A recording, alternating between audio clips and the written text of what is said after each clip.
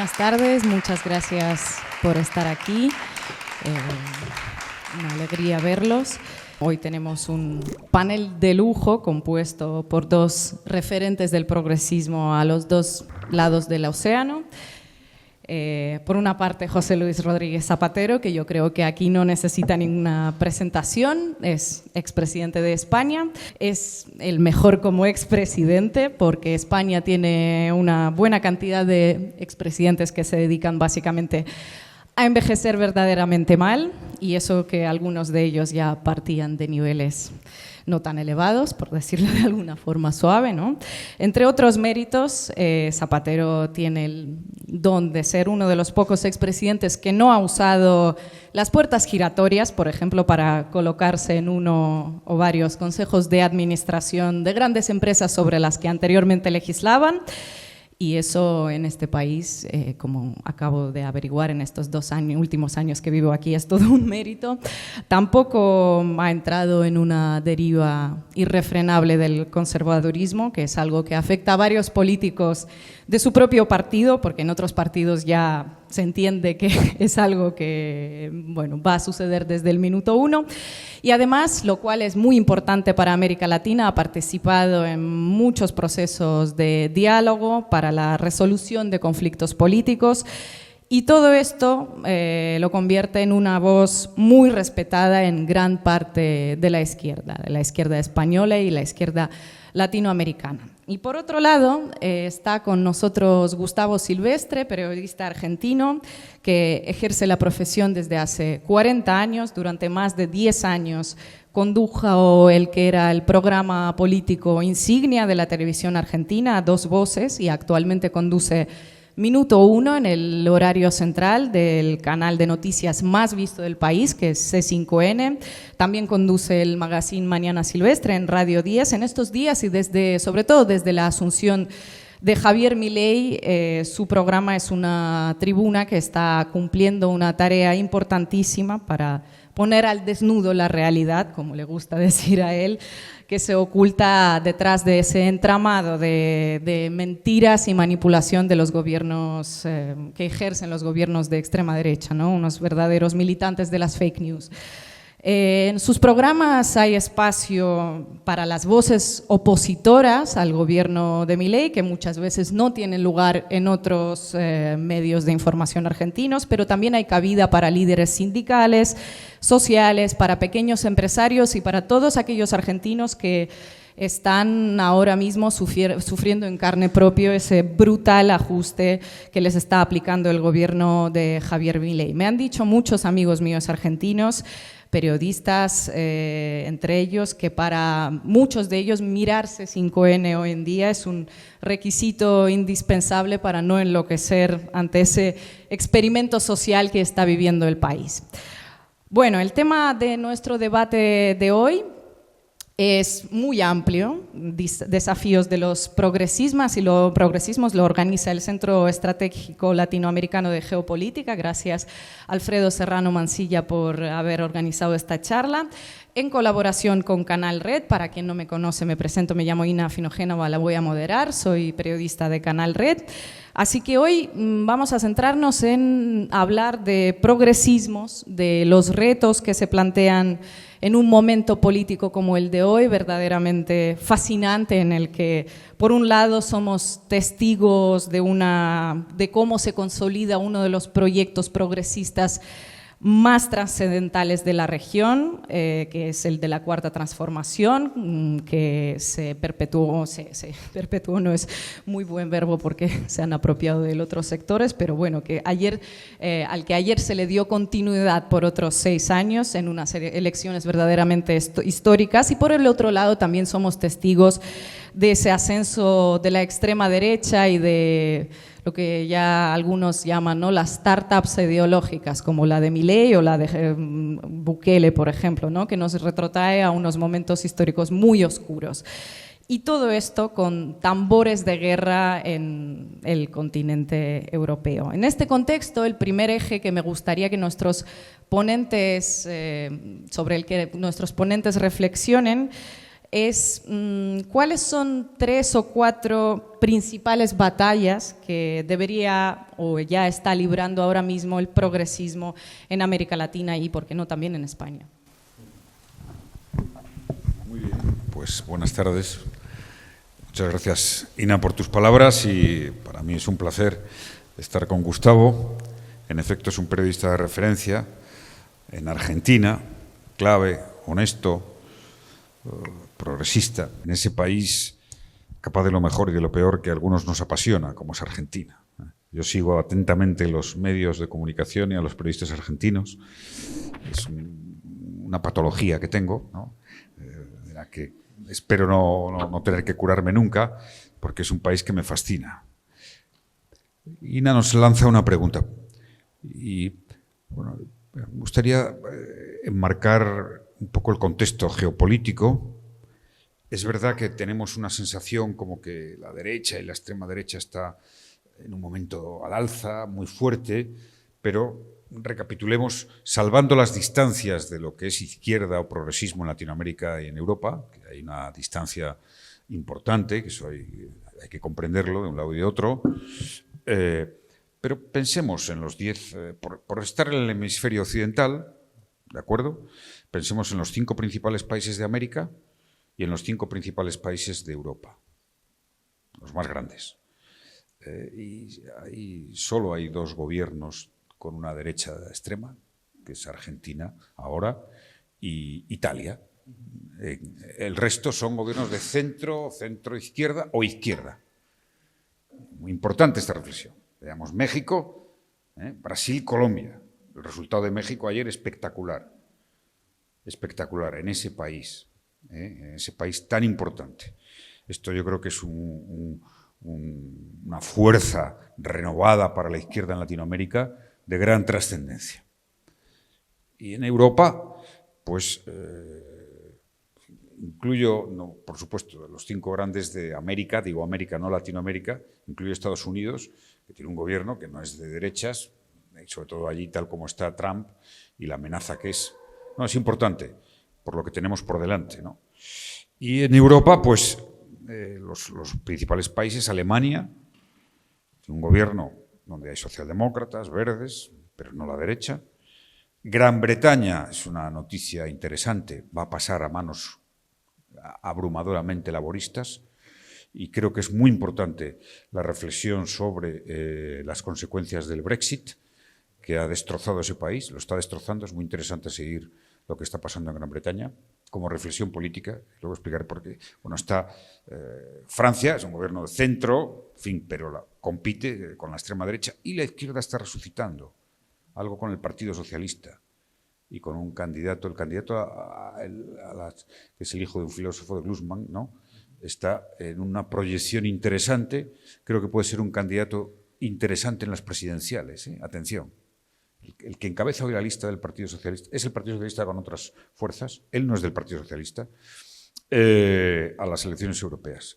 Tenemos España, un gobierno netamente progresista, de coalición progresista, y pues solamente está Italia, de los grandes. O sea que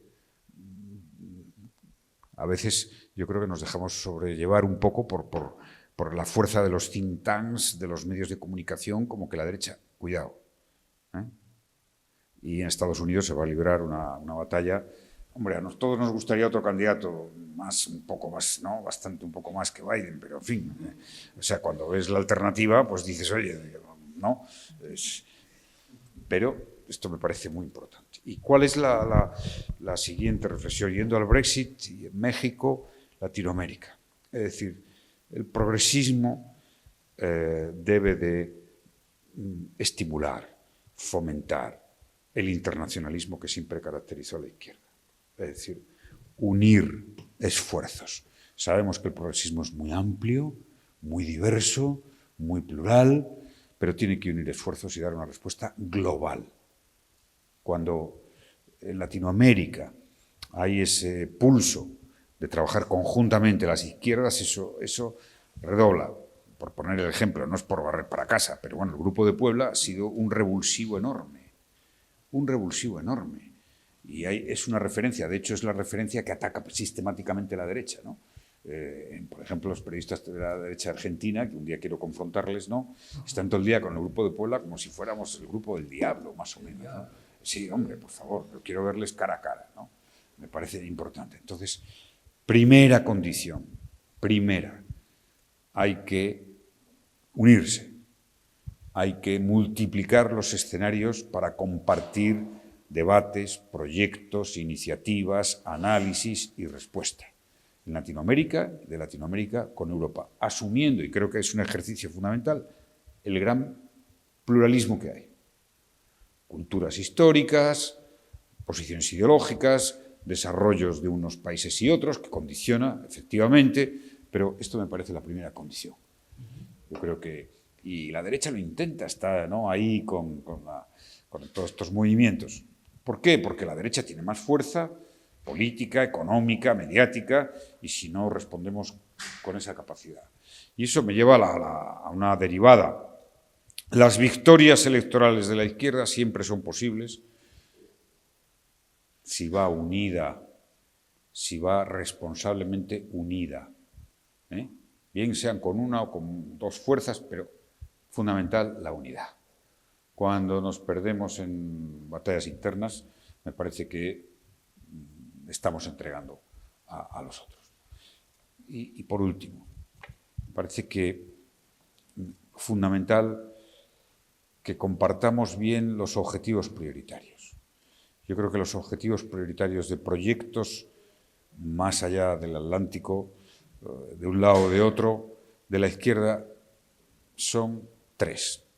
Uno, la democracia y la fortaleza democrática. Nosotros debemos ser los que exhibamos la mejor respuesta de una democracia participativa, inclusiva. Dos, la lucha por las desigualdades, la lucha contra las desigualdades. Parece que sigue siendo la necesidad esencial de Latinoamérica y, por tanto, el proyecto político más poderoso. Y para ello, yo siempre, en fin, pongo un dato encima de la mesa que es elocuente. Europa, la Unión Europea, en comparación con Latinoamérica, tiene la mitad de desigualdades. Es decir, en el índice Gini estamos justo en la mitad.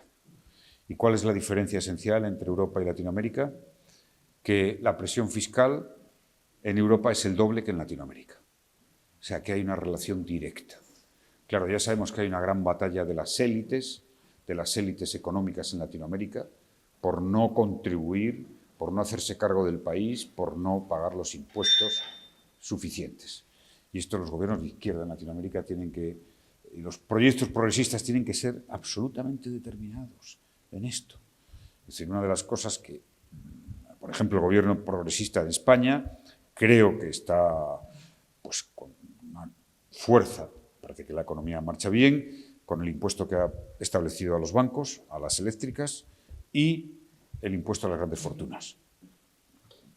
Un sistema redistributivo. Y en tercer lugar, yo creo que hay que apostar por la unión latinoamericana. O sea, Latinoamérica no será Latinoamérica, será un mapa, una geografía, una región, pero no será políticamente algo si no hay una unión latinoamericana, una unión política latinoamericana. Yo creo que la generación de líderes progresistas que se atrevan a dar este paso decididamente, soy consciente de que las naciones latinoamericanas son naciones jóvenes, 200 años es joven, y son muy nacionalistas, muy soberanistas, porque, claro, son fruto de un proceso de descolonización, ¿no?, prácticamente, y de ruptura independentista. Pero el mundo global, un proyecto civilizatorio avanzado, exige eso. Creo que esa es la tercera condición, la unión latinoamericana, igual que en Europa, más Unión Europea, armonización fiscal, salario mínimo europeo, política de vivienda europea que hasta ahora no se ha hecho. Hemos logrado grandes avances con la pandemia y eso es imbatible, porque además actúa de una manera de estabilizador democrático. O sea, yo imagino que estas tendencias populistas, los lawfare, las crisis, los conflictos Sería mucho más difícil en países en Latinoamérica si hubiera una unión política como gran factor equilibrador de seguridad, de garantía, de control. Aquí sabemos que tenemos problemas, pero hay un tribunal de Estrasburgo, en última instancia. Siempre hay problemas con la justicia. Hay un tribunal de Estrasburgo. Y esto es el gran reto de Latinoamérica y de la izquierda en general, que se una. Los medios de comunicación, los think tanks progresistas, el pensamiento que está muy desperdigado. Nada más.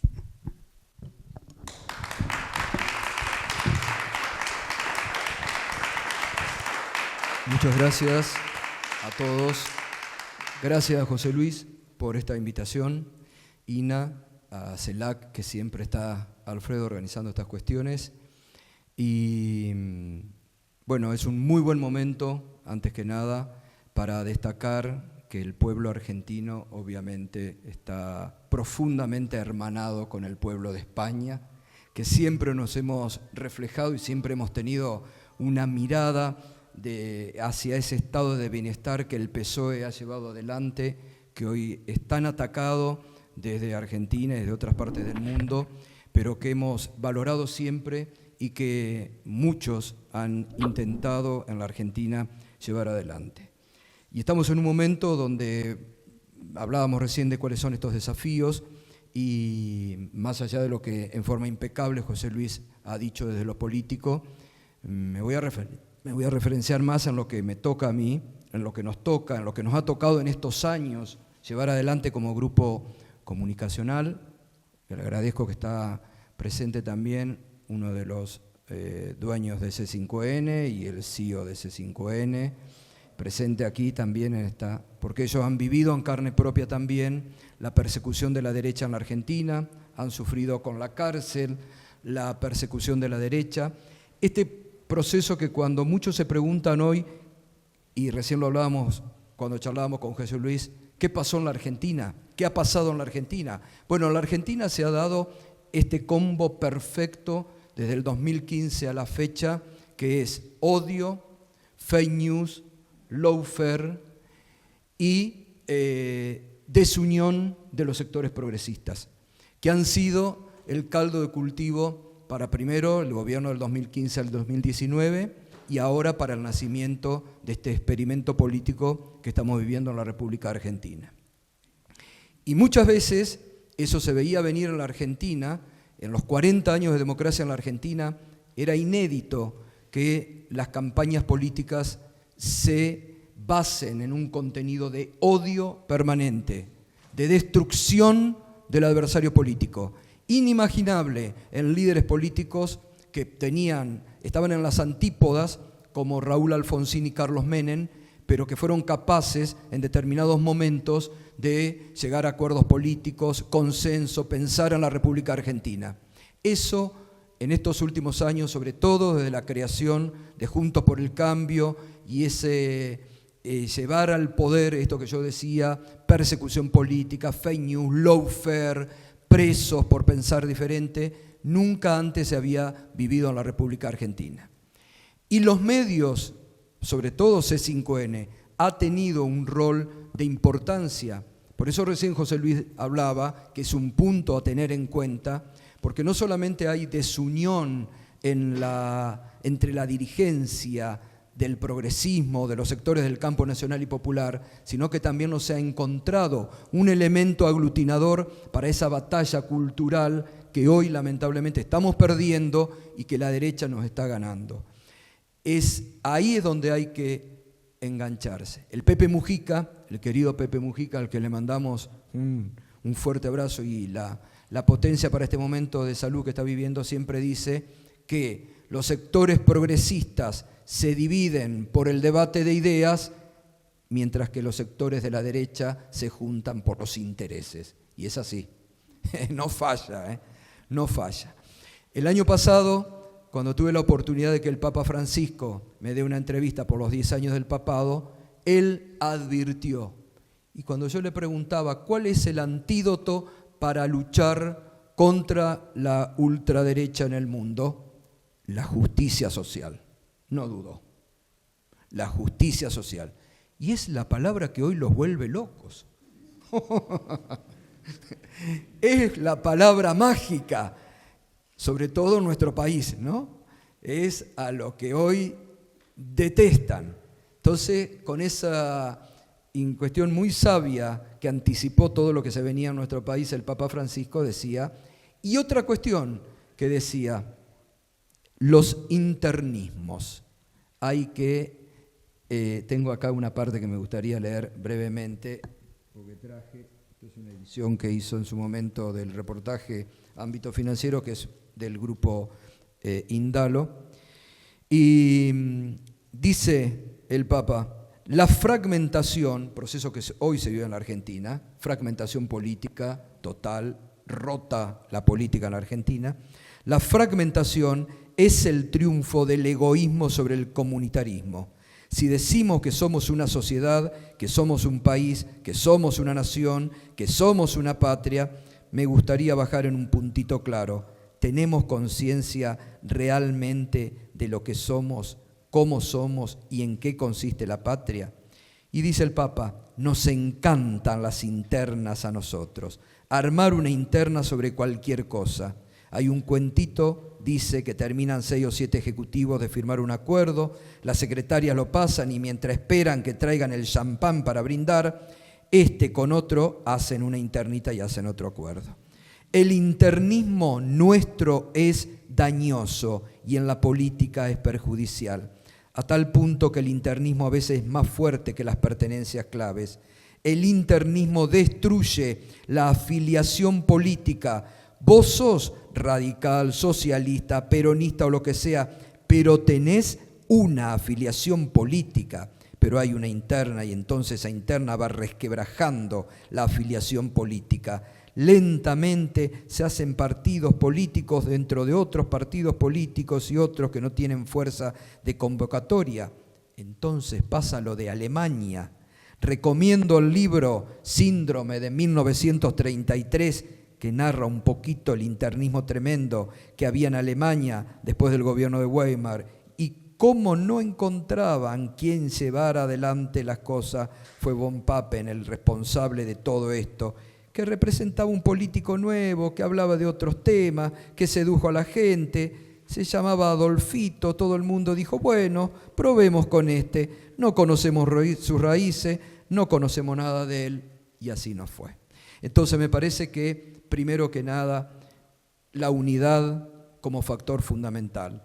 La lucha hay que darla contra la batalla cultural desde el progresismo, porque hay elementos. No tenerles miedo, no tener prejuicios a decir nuestra verdad, como no tenemos miedo nosotros y como no hemos tenido miedo nosotros. Estuvimos a punto, es un ejemplo, yo lo cuento siempre, pero el macrismo intentó apagar C5N, apagar Radio 10, que son hoy, C5N hoy es, como lo decíamos anteriormente, líder de noticias en la Argentina. Radio 10 es la segunda radio más escuchada en la Argentina. El macrismo intentó, no pudo, primero porque por la fuerza de todos los que integrábamos y segundo porque pese y le costaba, como pasa hoy, empezamos a liderar en audiencia por mostrar un eslogan que es nuestro, que es la realidad. Por ahí pasa. Entonces hay que dar desde los medios de comunicación también la batalla, hay que buscar la unidad y hacerle entender a nuestros dirigentes que sin unidad no se construye y también estar muy preparados para dar la batalla cultural que hay que dar.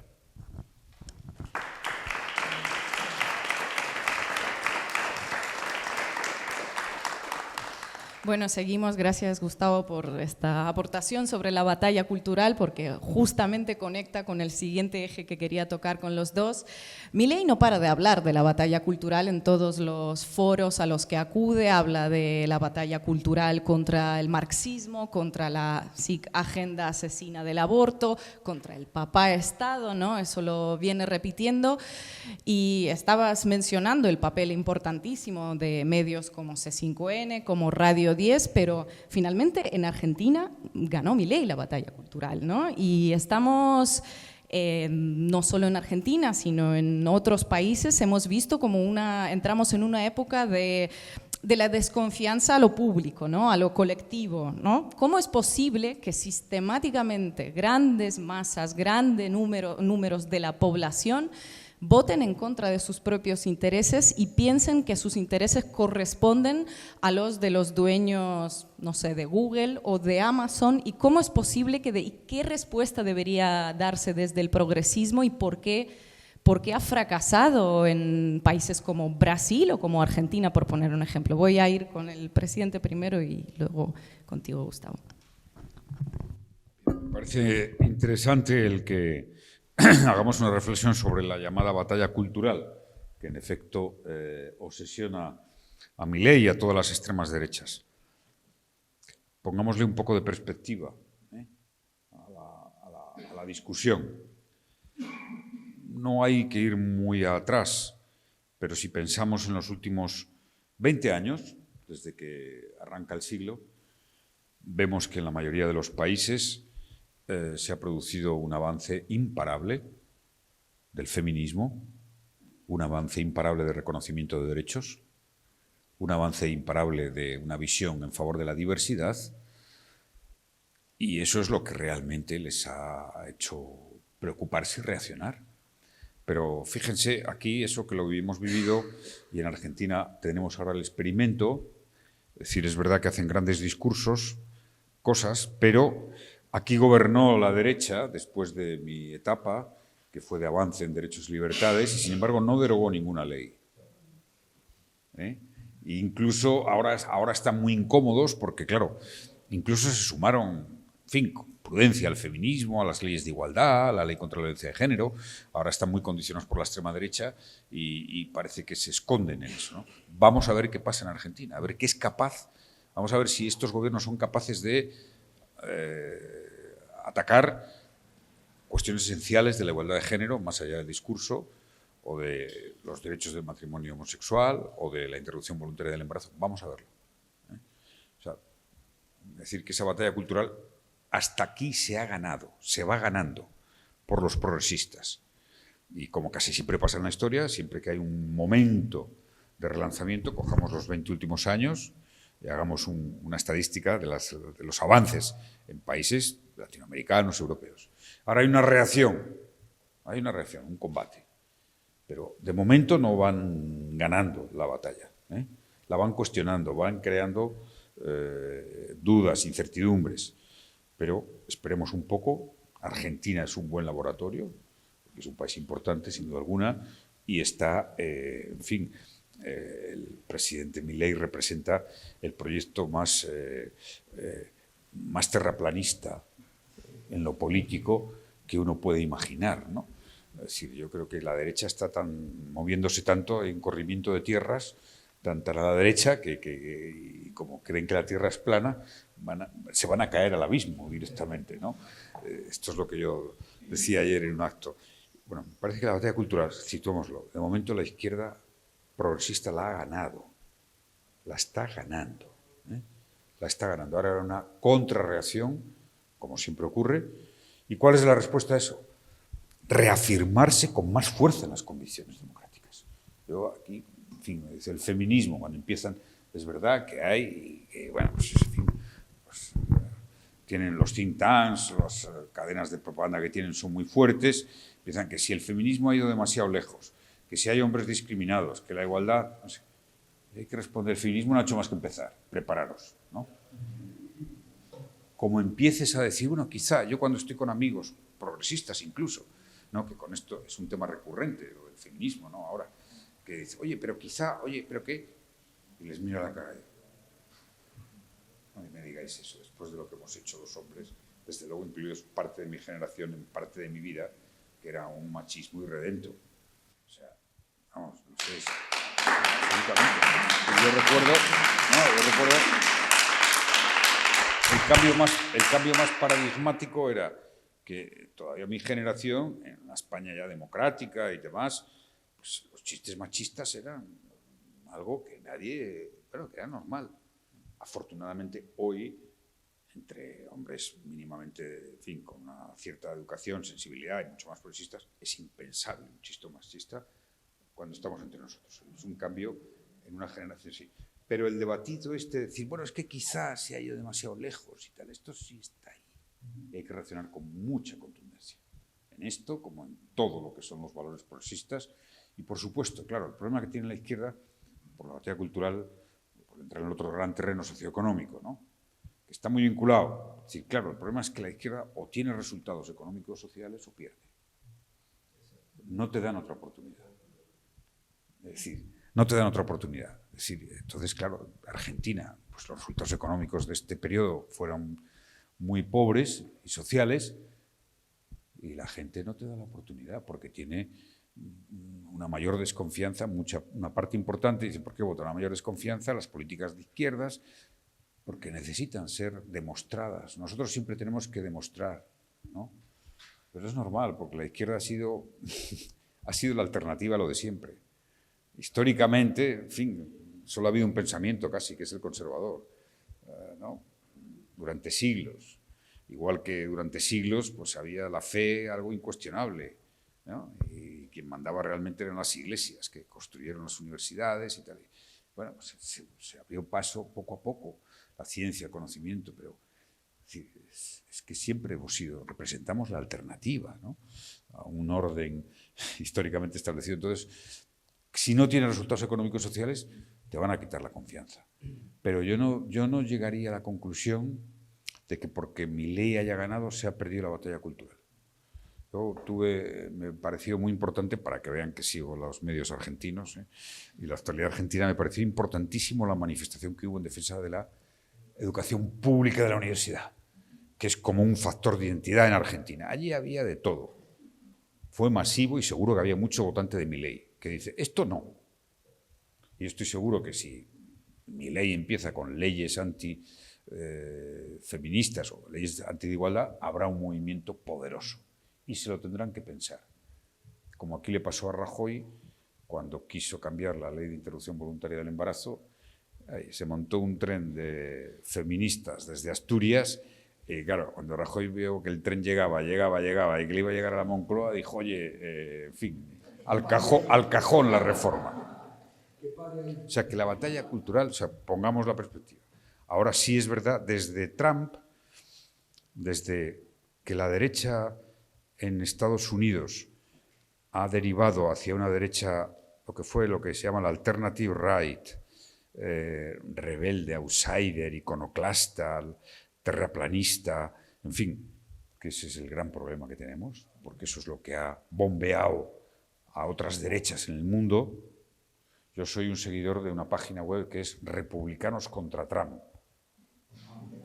A ver si crecen, ¿no? Yo apoyo, empujo, porque me parece esencial. Es que esa derecha ha hecho el Capitolio y está dispuesta, mirad a Trump lo que ha dicho, que está en un estado fascista porque tiene, ¿no? Sí, o sea que fundamental eso. La batalla cultural la estamos ganando. O sea, Estados Unidos pues, ha ganado valores dentro de lo que es la sociedad, que es la sociedad más individualista que hay. El otro día leía un dato que era demoledor. El 1% más rico frente al 1% más pobre en Estados Unidos, la diferencia de expectativa de vida es de 15 años en hombres y 10 en mujeres. Impresionante. ¿Hasta qué punto es una sociedad desigual a pesar de ser tan rica? O sea, que la batalla cultural, afirmémosla y vayamos más allá. Vayamos más allá. La única manera es demostrar que nuestros convencimientos no son para un rato, ni están sometidos a un debate. No, afrontemos el debate con todas las consecuencias. Me parece que es fundamental. Ahí me engancho, José Luis, porque es interesante lo que vos estás planteando, en el sentido de que en la Argentina se dio en el año 2011. Se venían de 8 años de gobierno de Néstor primero, de Cristina, y el 2011 en la Argentina, un poco antes, yo marco un quiebre en el 2008 cuando saca el gobierno de Cristina una resolución que se llamó la resolución 125, que era resolución sobre cuestión de la soja, que lo que no podía la política en ese momento lo transformaron desde los medios. Yo en ese momento estaba en el Grupo Clarín y desde esos grupos, con el Grupo La Nación, se decía, bueno, la política no puede hacerle frente al avance del kirchnerismo, que los asustaba mucho. Entonces los medios tenemos que ser la base de contención, y ahí se transforma una estructura política en la Argentina donde empiezan los medios a ser actores políticos fuertes. Y ellos son los que crean la mesa de enlace de las patronales del campo, que son las que se oponen tenazmente a esa resolución y al gobierno de Cristina. Pero después de eso, ahí me engancho positivamente en lo que decía José Luis, se siguió avanzando, no se detuvieron. Después de eso vino una ley de radiodifusión, que pensaban que nadie le iba a sacar, que cambió algunos aspectos. Después de eso vino la ley del matrimonio igualitario en la Argentina. Y 2011 una elección que decían, bueno, finalizó, esto está terminado, y Cristina sacó el 54% de los votos, con todo lo que había prevalecido antes, que había sido, nunca se había visto en la Argentina, una batalla brutal, enfrentando, ahí se reabre esta grieta histórica de la que tanto se habla en la Argentina, a un sector de la sociedad que eran masivas las movilizaciones a favor del campo, a favor del gobierno un día, y así eran tenazmente.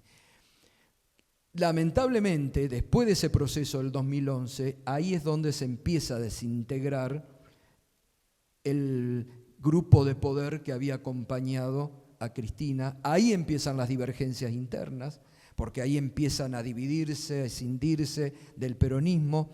Ahí se llega al 2015, donde Lula desesperadamente advierte y le dice, únanse, porque si vienen por ustedes, vienen por mí, y se cumplió lo que Lula había predicho. Empezó la persecución a Lula, empezó la persecución después de Cristina, empezó la persecución en la Argentina contra todo aquel que no pensaba diferente. Entonces, me parece que es fundamental esto que marca José Luis. Hay que animarse a más. Y el poder hay que usarlo para transformar, porque si te quedás con la comodidad de lo que la derecha dice y supuestamente dice, no vamos a tocar nada si no nos joden, te joden igual y van por vos igual. Entonces me parece un punto fundamental para tener en cuenta. Acerca de...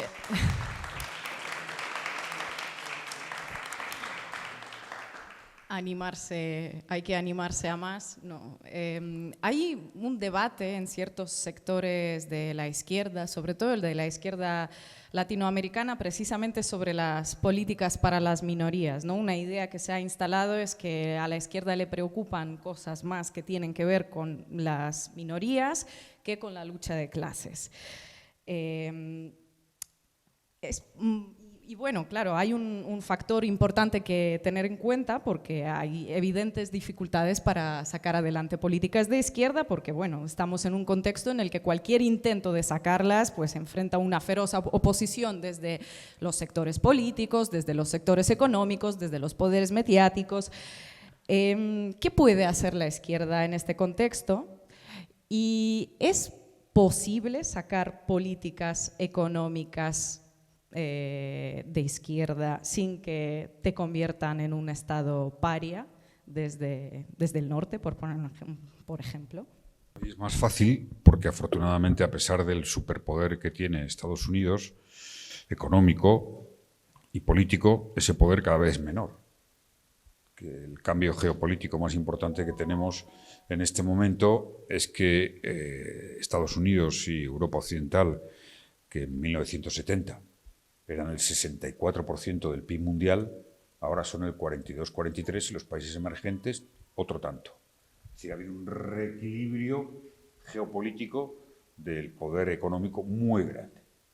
Y esto es algo que es lo que preocupa más a Estados Unidos, no solo China, fundamentalmente China, que ha pasado de ser el 2% del PIB mundial a ser el 19%, y que va a ser la primera potencia mundial inequívocamente, sino por India, por muchos países emergentes que han reequilibrado lo que era una anomalía histórica absoluta. Porque ¿cómo es comprensible que el 14% de la población, que es Estados Unidos, en el mejor de los casos, Europa, tuvieran el 60% del PIB mundial? Eso era insostenible. Una anomalía que seguramente no había pasado nunca en la historia. Esto me parece muy importante, que Estados Unidos hoy cada vez, aunque tiene mucho poder, tiene menos poder. Y sobre todo tiene menos poder cuando le das menos poder. Que es que hay, no, es verdad, tienen una capacidad, son una gran potencia y, ojo, tienen think tanks, o sea, en eso y en Hollywood son los mejores, ¿no? En think tank y en Hollywood son imbatibles. Y tienen una capacidad de intimidación. Hay mucha gente que le cuesta establecer una cierta confrontación, una discrepancia con las políticas norteamericanas porque cree que, y no, es un grave error. Yo creo que a Estados Unidos hoy en día ya se le da mucho más poder del que tiene. Y por supuesto, la Unión Europea, los primeros que teníamos que hacer esa reflexión. Bien interesante. Yo creo que no debemos, no nos conviene y no acertaremos si subarrendamos nuestra política exterior a Estados Unidos. De hecho, el momento más europeísta que se recuerda en los últimos 20 años, 24, 25 años, desde el principio del siglo, fue cuando Europa, liderado por Francia y Alemania, aquí estaba Aznar, le dijo que no a Estados Unidos a la guerra de Irak. Y fue un no rotundo. Y en Estados Unidos se pusieron ahí a quemar los productos franceses y tal. ¿Y qué le pasó a Francia? Nada. Pero ahí hubo un momento, es decir, Europa era Europa. Dijeron, esta guerra ilegal, no. Sin embargo, pues eso se ha debilitado de una manera, yo creo que muy notable. Sí, claro que hay un espacio económico para hacer políticas. Ahora, eso sí, la izquierda, como decía antes, tiene que acertar más en lo económico. No tenemos solución. Tiene que acertar más en lo económico y, desde luego, traducir eso en lo social. Pero cada vez que se gana una batalla es tan importante. Por ejemplo, en España, que se ha ganado la batalla, aquí siempre había un debate que intelectualmente estaba perdido, que era, si subías el salario mínimo, se incrementaba el paro. ¿De acuerdo? Y oye, aquí, cuanto más se ha subido el salario mínimo, que ha sido este gobierno, más ha aumentado el empleo. Impresionante. Romper este dogma, por ejemplo, para la sociedad española y la izquierda española, ha sido importantísimo. Y cierro con las políticas de identidad, famosas y políticas. Yo me siento muy entristecido que haya sectores progresistas, y los hay, intelectualmente armados, y los hay, que cuestionen o que sostengan que las políticas llamadas de identidad o reconocimiento de derechos hacen que la batalla de la igualdad social, pues que es lo que caracteriza a la izquierda, la batalla de la igualdad social quede en un segundo plano y no se haga. Es al revés. Las políticas llamadas de identidad, que lo hacen intencionadamente, no son políticas de identidad, son políticas antidiscriminación. Antidiscriminación. Fíjate que yo, ahora que tenemos un Ministerio de Igualdad, no sé si lo ha dicho el presidente del Gobierno, pero ahora lo llamaría Ministerio Antidiscriminación. Antidiscriminación. En definitiva, la izquierda nace históricamente para luchar contra las discriminaciones, para negar ninguna superioridad, empezando por lo que fue la esclavitud, que fue la mayor discriminación que ha conocido la historia y que convivió con la democracia. Cada vez que ganamos el valor de la igualdad entre hombres y mujeres, ganamos el valor del reparto más justo de la riqueza. Cada vez que ganamos el matrimonio, la idea de que todas las personas pueden casarse, amen a quien amen, estamos ganando el valor de la igualdad, que es la contraseña de la democracia. Es decir, que no solo es una alternativa que reste, sino que es un gran poder que ayuda y que empuja. Porque además, como bien sabemos, buena parte de la pobreza, de la exclusión, está precisamente muy cerca de las mujeres, son las que más sufren las circunstancias más difíciles. Y por tanto, abrir el pleno espacio de la ciudadanía. El otro día veía un informe, un análisis que era bien interesante, dos estudios. Uno, por hablar del tema de la participación y de la igualdad. Aquellos ayuntamientos donde hay más mujeres en las corporaciones locales, concejales, concejalas aquí en España, tienen como un 30 o 40% más de gasto social en cuidados, en educación infantil, etc., ¿no? Me parece que es revelador, y eso solo se ha conseguido impulsando la participación, y se consigue. Me parece decisivo, fundamental.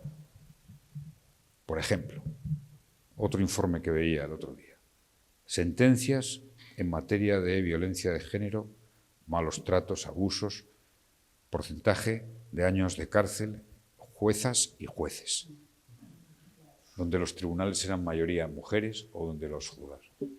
Y había una diferencia de un 20, un 30% cuando las mujeres tenían que juzgar y sentenciar. Bueno, pues son transformaciones.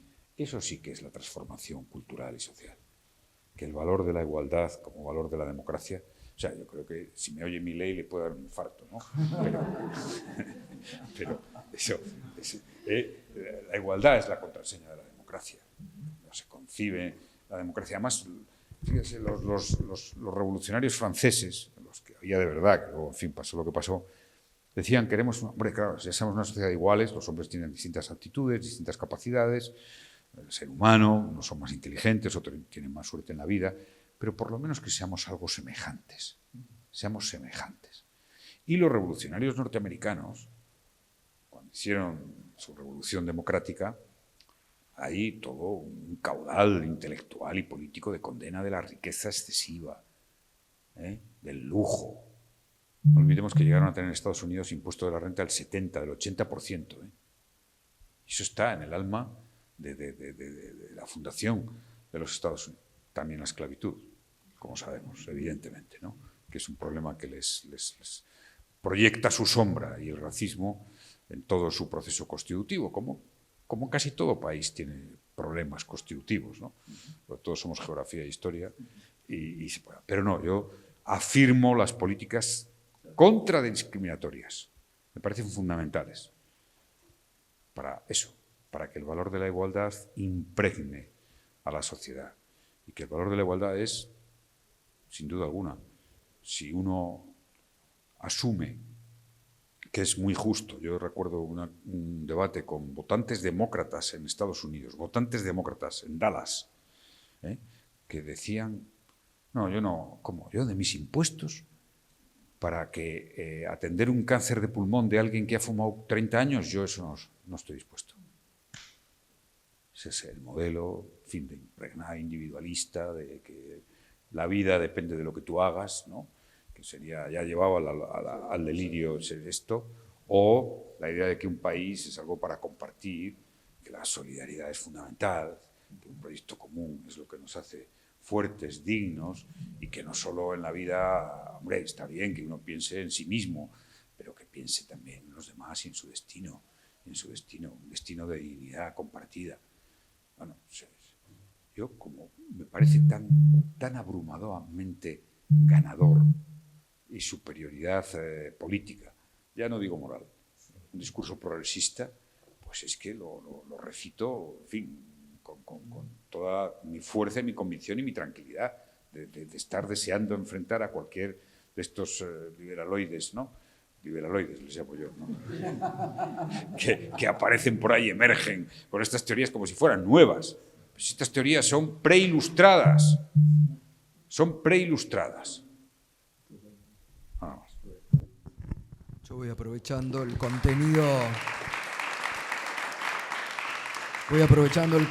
que deja José Luis para llevarlo a ejemplos prácticos, porque sobre esto que vos decías de que se le da mucha más importancia a Estados Unidos de la que muchas veces Estados Unidos da, un ex presidente me contaba que alguien de una secretaría de departamento actual le había dicho: bueno, pero ¿cómo ustedes permiten que en la Argentina ocurra esto? Bueno, son ustedes los que le están dando al presidente la capacidad o la potestad de avanzar.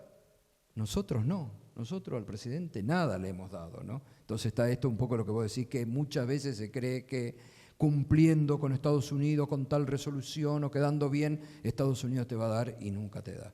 Lo hemos vivido en la Argentina, con la crisis del año 2001, ¿no? Donde tuvimos un ministro de Economía como Cavallo, que le dio todo, y donde el fondo dijo chau Argentina, y vino la peor crisis política, económica y social de la Argentina. Y está bien esto que preguntaba recién Ima, referido a si pueden desde gobiernos progresistas o de izquierda hacer medidas de decir y sostenemos esto. Bueno, en el 2003, el 2004 en la Argentina, con un gobierno como el de Néstor Kirchner, se le dijo al Fondo Monetario Internacional, mire, la primera reunión que Néstor tuvo con el enviado del fondo, el presidente del fondo, en ese momento era un alemán, le dijo, mire, yo sé que ustedes hubieran deseado que en esta Quinta de Olivos, donde se hacía la cena, hubiera otro presidente, porque todos querían en el 2003 que gane alguien de derecha en la Argentina también, ¿no? Y el caballito de batalla era en ese momento López Murphy, un hombre de la derecha, o Menem, que venía nuevamente. Sin embargo, el pueblo argentino me votó a mí y conmigo van a tener que negociar, y quiero avisarles que los muertos no pagan ni honran sus deudas. Entonces van a tener que negociar conmigo, ¿no? Y Néstor sacó plata de donde no había, le pagó, y la Argentina se liberó del fondo desde el año 2004-2005 hasta que llegó Macri, que en un segundo, en un minuto, en un discurso en el Salón Blanco dijo, sin necesidad, vamos, o con necesidades, bueno, porque le podía explotar la economía, vamos a recurrir al fondo, y bueno, volvieron todos los dramas y todos los problemas a la Argentina. Es decir, volvemos a lo mismo, con la insistencia en política progresista y desafiando a los poderosos se puede mantener, se pueden ganar elecciones y se pueden, digamos, defender las convicciones que se han tenido en determinados momentos, ¿no? Hoy, ahí en la Argentina, estamos, con respecto a lo que decía José Luis, con esto de las minorías y los temas de las minorías, porque bueno, el actual presidente ha eliminado el Ministerio de la Mujer, ha eliminado la Secretaría contra la Discriminación, el INADI, viene eliminando. No lo ha hecho por ley, no sea, y tienes tu razón en decir que cuando ha tratado de tocar el presupuesto universitario fue el primer parate que se le puso, que el gobierno tuvo que aceptar y ahora arreglar y devolver el presupuesto universitario. Fue una gran lucha de la sociedad movilizada en la Argentina. Fue realmente impresionante, con más de 1 millón de personas que pocas veces en la vida política de la Argentina, salvo en el retorno de la democracia en el 83, se vio esa presencia en la calle o las marchas del 24 de marzo.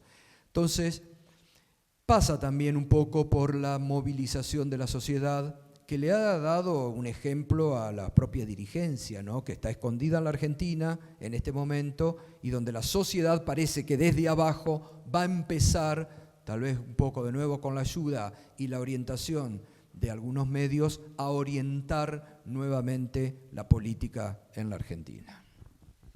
Quería, presidente, añadir algo sobre el Fondo Monetario Internacional, ¿no? Una cosa es el poder de Estados Unidos y otra de instituciones financieras. Sí. Supongo que habrá escrito un número elevadísimo de libros sobre la historia de Argentina y el Fondo Monetario Internacional. Supongo, hay artículos y se ha reflexionado mucho sobre eso. Porque es verdad que casi la historia moderna o contemporánea de Argentina es la historia del Fondo Monetario Internacional. País que más ha acudido, que más ha prestado. Pero yo recuerdo una experiencia, ¿no? Y luego añadiré la importancia de las comunidades de pensamiento, de los think tanks, de las corporaciones de altos funcionarios, de los bancos centrales, de las instituciones internacionales. ¿Qué importancia tiene eso? ¿Qué importancia? Porque claro, nosotros creemos, y yo como he sido presidente os lo puedo, que los gobiernos, los presidentes, pues deciden todo y no, o sea, decides muchas cosas, decides, pues como tienes miles de temas, pues en función de lo que te ponen encima de la mesa, de lo que es el pensamiento mayoritario, dominante, de los altos funcionarios o de altos especialistas. ¿Por qué digo esto? Yo era líder de la oposición y fui a un viaje a Bruselas. Por cierto, no fui a meterme con el gobierno de Aznar, es una práctica que solo hace aquí el PP, y estuve conversando con altos funcionarios, comisarios, bueno, una cosa de toma de contacto, y entonces esto debía de ser 2001, o sea, momento álgido en Argentina.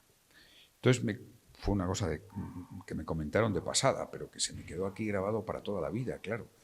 Y me dicen, no, hemos estado ayer trabajando con el Fondo Monetario Internacional por Argentina, ¿no? Y tal. Entonces han venido aquí, no, o sea, eran altos cargos del fondo. Sí, bueno, que para ellos Argentina es muy importante porque es una prueba de ver hasta dónde puede aguantar un país, con una política económica ortodoxa. Esto me lo dijeron a mí, pero no, pero por supuesto, por eso digo que seguramente sería bien interesante reconstruir la historia del fondo y Argentina, porque creo que esto no se explica Argentina en los últimos 30 años sin eso. Anne Kruger, que era en ese momento la titular del Fondo Monetario Internacional, decía que, y ahí sí, que efectivamente era un experimento, y ahí cuando se dejó de dar la asistencia, bajo que se hizo muy, se viralizó mucho en la Argentina, decía, un carpintero de Estados Unidos no tiene por qué ir a auxiliar a la Argentina, que se arreglen ellos. Y ahí cortaron todo auxilio. Bueno, sí, está.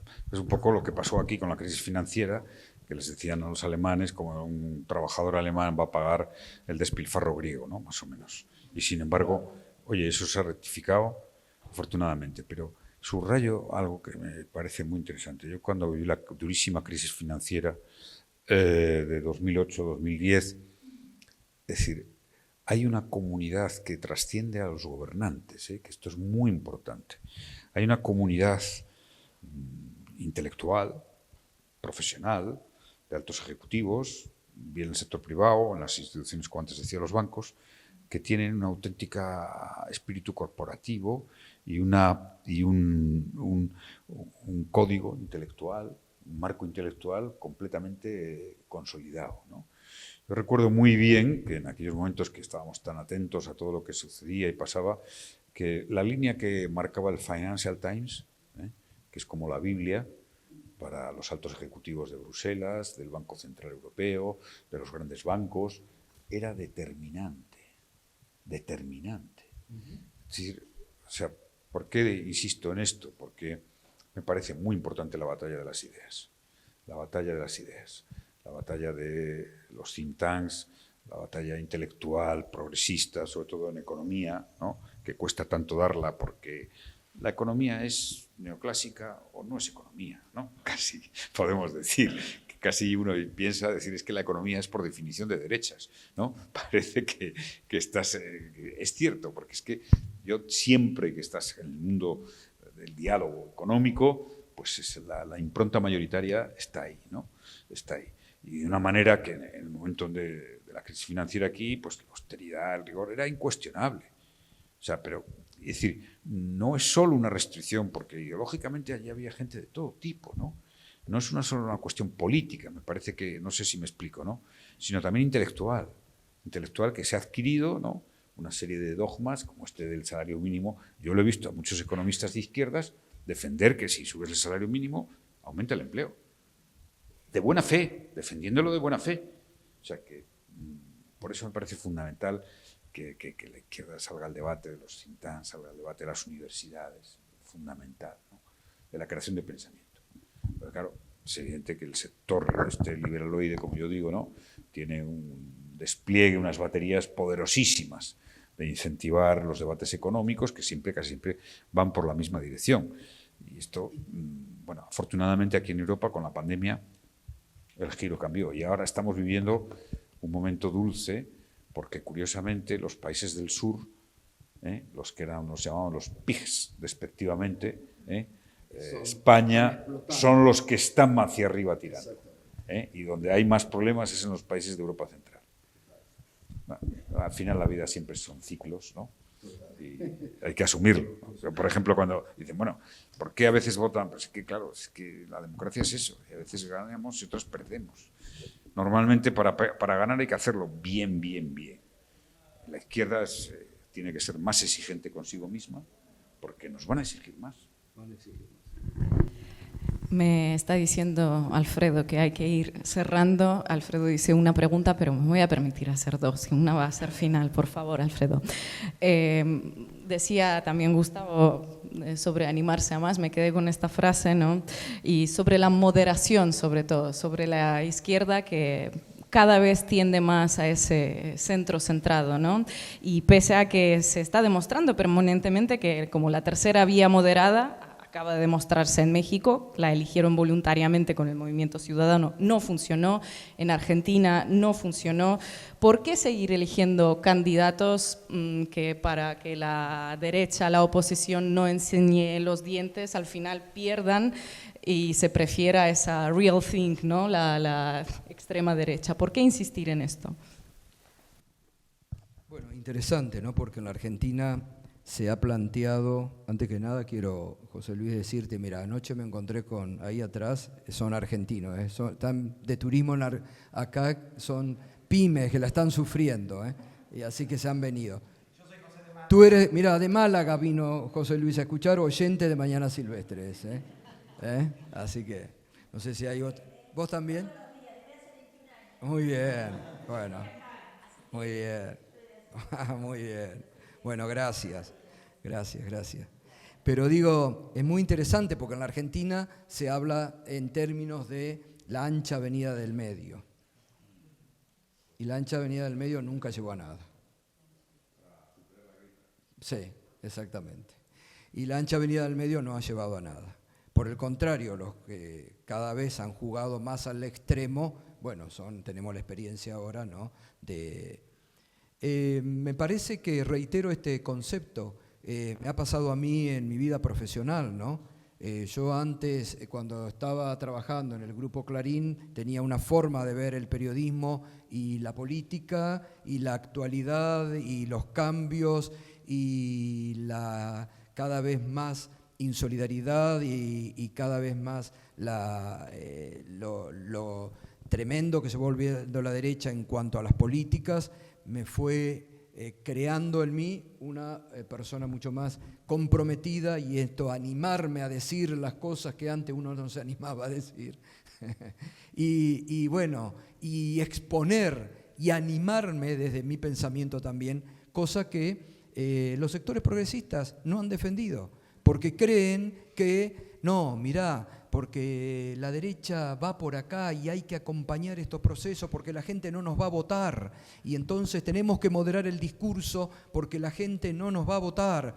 Y a mí me venían y me decían en el 2015 al 2019, pero gato, vos tenés que estar con nosotros, como un tipo como vos te vas a tener tan... Y no, porque yo no es mi forma de pensamiento ni es mi forma de vida ir. Y lideramos, en el 2015 y el 2019 éramos el canal líder también, con todo lo que sufríamos de persecución y que nos querían cerrar, y nos está pasando lo mismo ahora.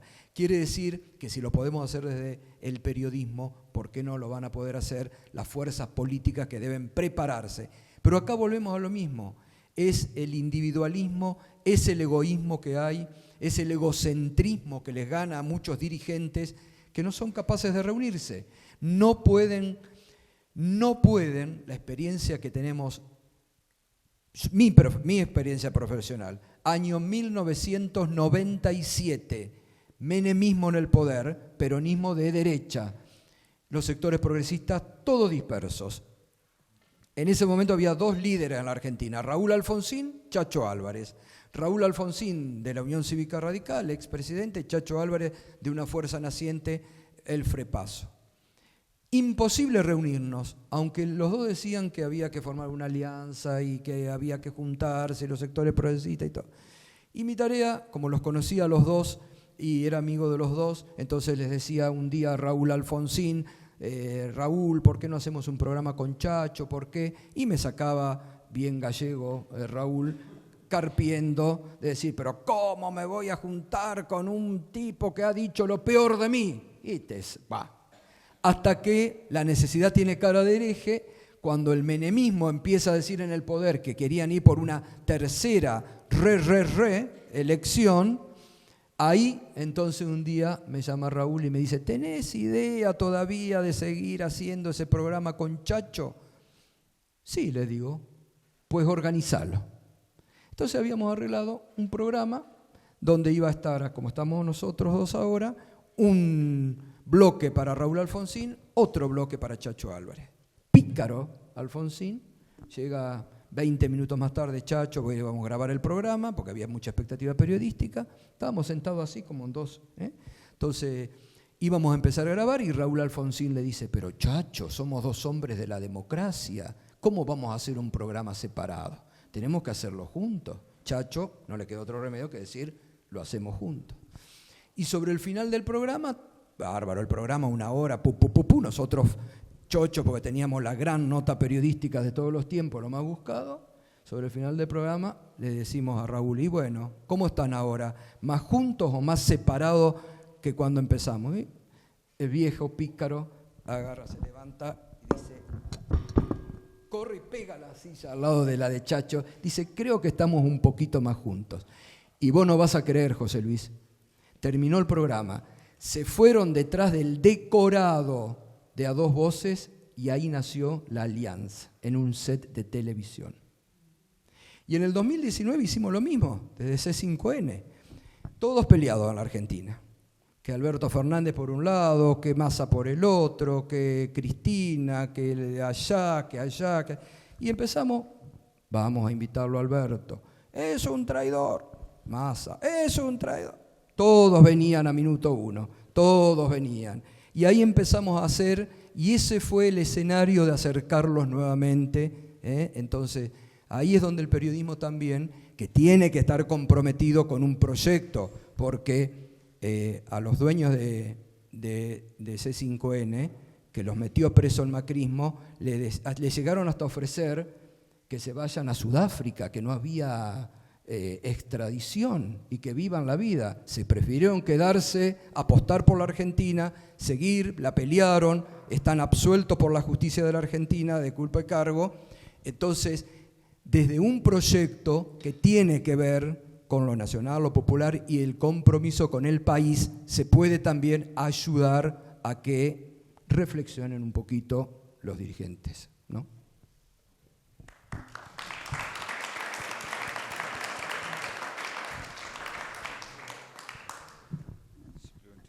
Apuntar que siempre miro con cierto relativismo si un proyecto es más progresista, más de izquierdas, menos de izquierdas. Es decir, lo que debe ser un proyecto es convincente y que las avenidas pueden ser anchas por la izquierda, por la derecha, hay polarización, pero cuando hay convicción en un proyecto, en una acción política, en un discurso político, eso es lo que abre camino, en mi opinión.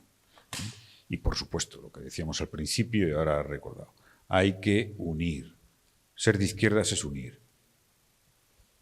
Es unir a la inmensa mayoría de la gente que pueda ser progresista, unir en el respeto a la pluralidad y a la diversidad. Entonces no seremos, digamos, no somos coherentes si no hacemos ese esfuerzo. Y si no lo presentamos como un logro real a la ciudadanía, pues la ciudadanía no nos cree. Y tiene todo el derecho, ¿eh? Tiene todo el derecho, porque es la única fórmula de que aprendamos la lección para la siguiente, que esa es la democracia. Gracias. Bueno. Y ahora sí va a ser la última pregunta, continuando con la idea de que hay que unir. Les quería preguntar sobre la unidad latinoamericana, porque desde los primeros años, bueno, del siglo, ¿no?, hasta algún momento de la década pasada, los países latinoamericanos intentaron unirse en bloques, pero el proceso se ha debilitado. Leí hace poco en la Anfibia un artículo con el titular de que la patria grande implosionó, ¿no? ¿Cuáles fueron, en su opinión, las insuficiencias, las debilidades? ¿Cuáles son las que impiden construir unos bloques, unas instituciones más sólidas que permitan responder en conjunto a diferentes retos, ¿no? ¿Por qué no funcionó UNASUR? Bueno, habló José Luis sobre el Grupo de Puebla, pero tenemos el ejemplo de Petrocaribe también, está CELAC, que la pregunta es si es una esperanza de esta integridad latinoamericana renaciente. Bueno, me parece que volvemos al inicio, ¿no? Yo creo que hubo aquí sí un proyecto ejecutado, no sé si desde Estados Unidos dónde, para destruir lo que se había conseguido en América Latina. La UNASUR funcionó con Néstor, después con Cristina, con Evo Morales, con Chávez, con Lula. con el Pepe Mujica en su momento en el Uruguay. Hubo una gran construcción política que nunca se había vivido en América Latina. Se empezó a reconstruir la patria grande, pero ahí empezó la política del lawfare, la persecución, lo que se aplicó en Brasil, con Rafael Correa, que me olvidaba, lo que se aplicó en Brasil, se aplicó en Ecuador, se aplicó en la Argentina, y bueno, fue un proceso de destrucción de lo que se había construido, y ahí también han perdido, con esto de que vuelvo, cuando Lula les pedía desesperadamente en el 2015 en la Argentina al peronismo en el poder, no pueden perder la elección porque si ustedes pierden vienen por todos nosotros, y se dio eso, bueno, ahí deja una gran enseñanza.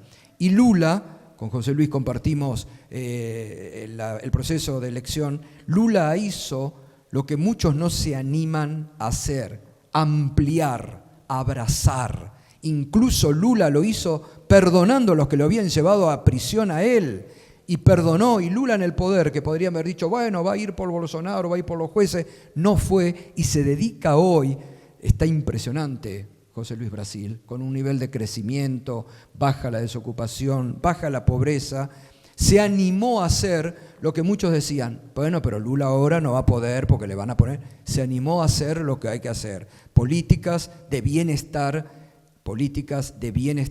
que es lo que muchas veces se ha abandonado, ¿no? Entonces ahí Lula está demostrando, como lo han demostrado ustedes con el PSOE aquí, que se puede por más. Y que, aunque muchas veces dicen que, bueno, lo que hizo el año pasado José Luis, porque lo seguimos muy de cerca, apoyando al presidente Pedro Sánchez para ganar como se ganó, es un ejemplo de lo que tiene que hacer todo político. No destruir, sino ayudar a ganar por un proyecto.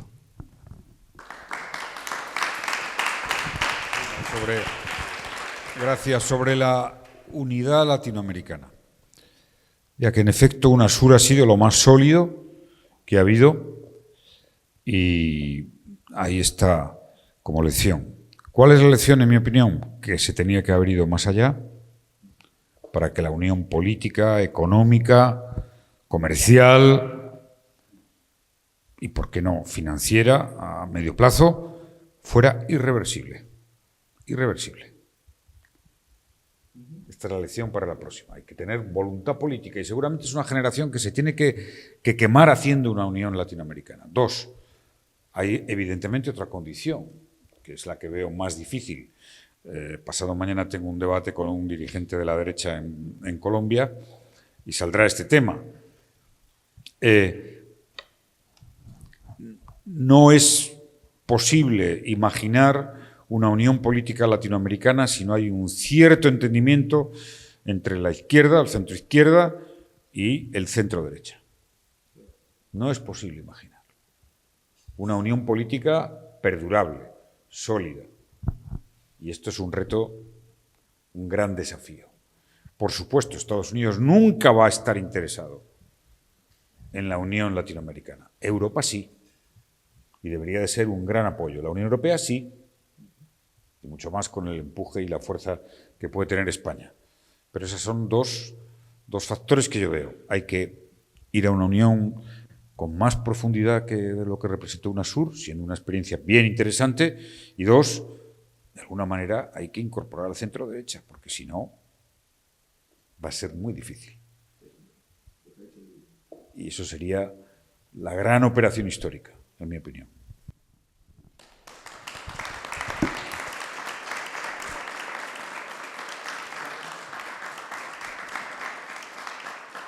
Bueno, muchísimas gracias a los ponentes, gracias a los asistentes, gracias a CELAC, a Alfredo Serrano, a la compañera Rocío Marín, que ha estado grabando toda la charla.